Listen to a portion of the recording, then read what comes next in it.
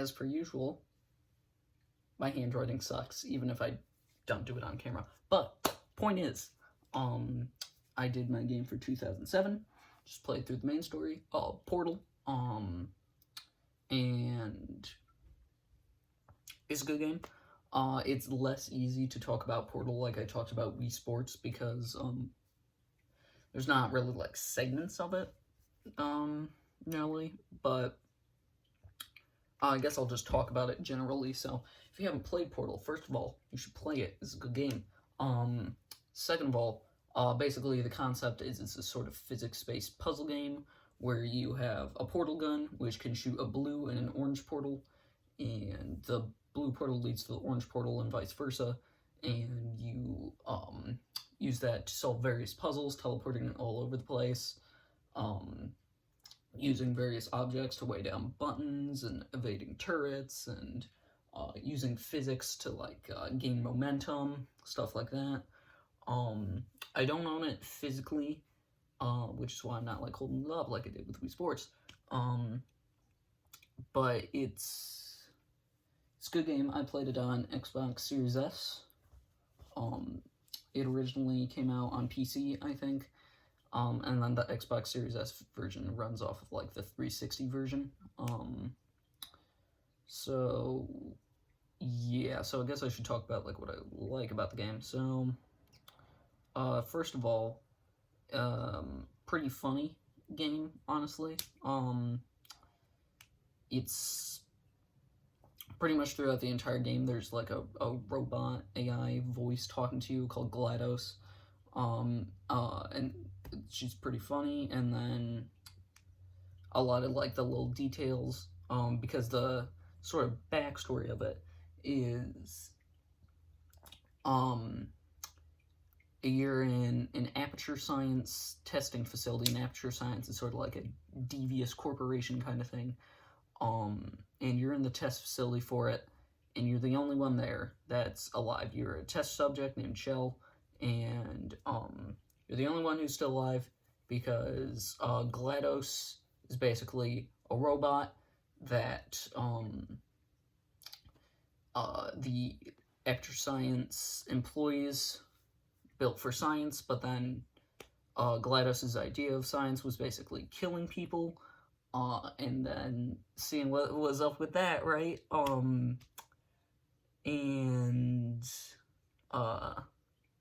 The whole deal with Aperture Science, and this is really explored more in Portal 2, which I'm not playing for this video, because I have a different game for that year. I can't remember, it's like 2008, 2009, or 2010.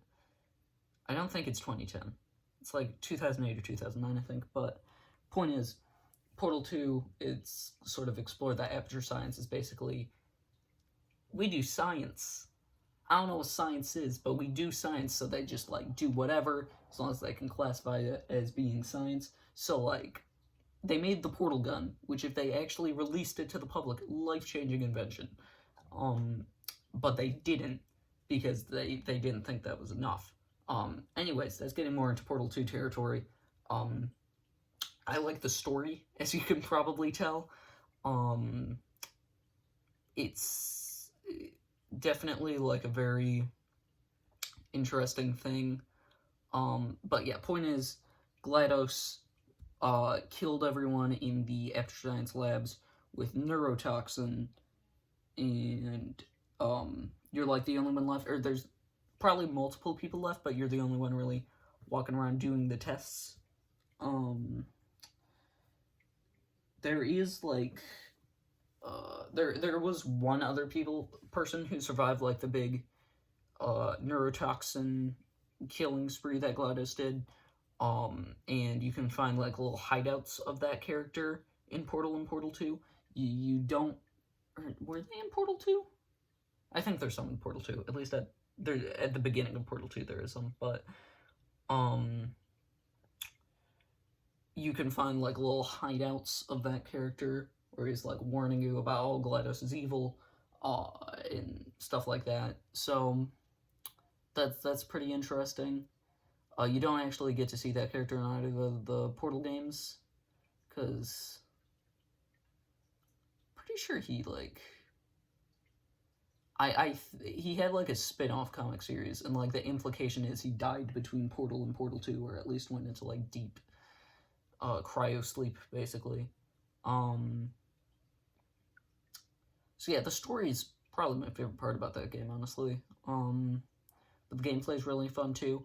Portal is kind of a weird one. I prefer the sequel, Portal 2, personally, and I think if you ask most people who have played both games, they would say they prefer Portal 2, because Portal is a very short game. There's it's basically 19 test chambers, which are like pretty much one puzzle each. It's as the test chambers go on, it's more of an extended puzzle, and like, oh, there's 3 different puzzles that you gotta solve or whatever.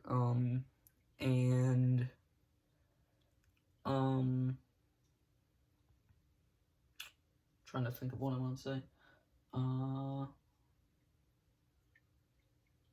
Yeah, so it's like 1 to 3 puzzles per test chamber, and there's 19 test chambers, but the first like 8 to 10 of them are kind of still teaching you how to play the game before the last ones kind of like ramp up with like, okay, this is like a serious puzzle, you gotta think about this one.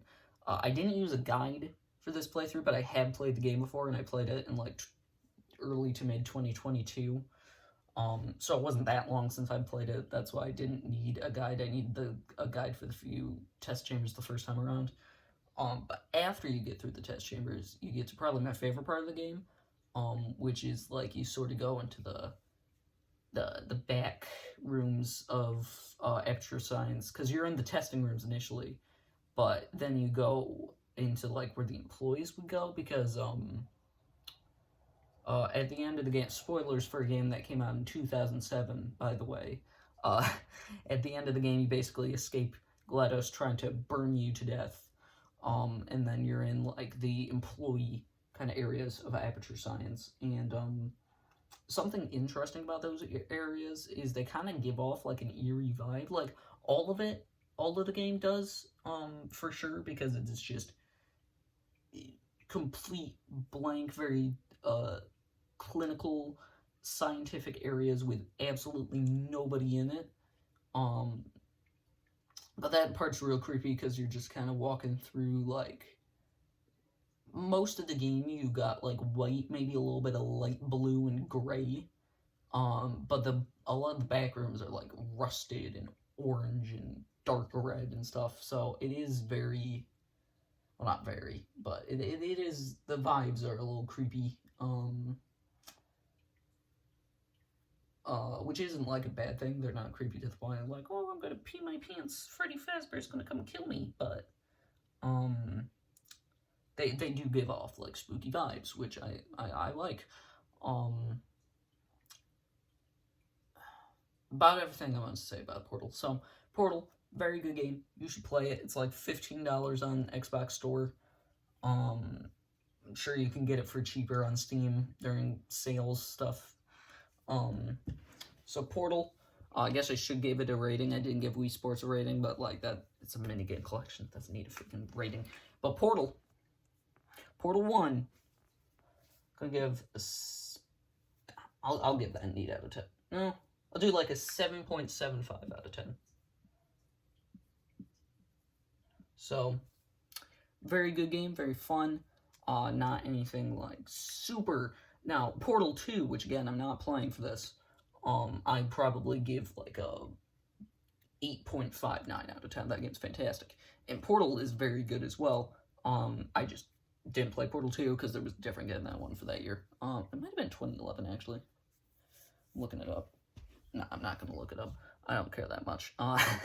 So, then my game for 2008, which is probably going to take me a bit, because, like, I think I finished Wii Sports on, like, day 4, and, I actually finished this game yesterday on day 8. I just didn't make the video about it, because it was kind of late in day 8, but,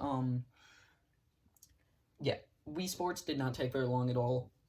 Neither was Portal. I beat it in, like, 4 or 5 days, but, that was, like, me playing for an hour max each day. So it is not a very long day, or not a very long game. But the next game is kind of on the longer side, and it will be the longest one yet. Now, my game for...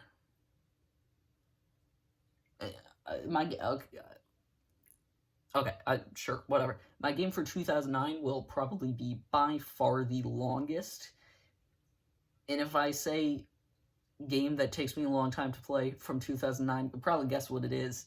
But yeah, point is 2008 game a bit longer, and it is Super Smash Bros. Brawl.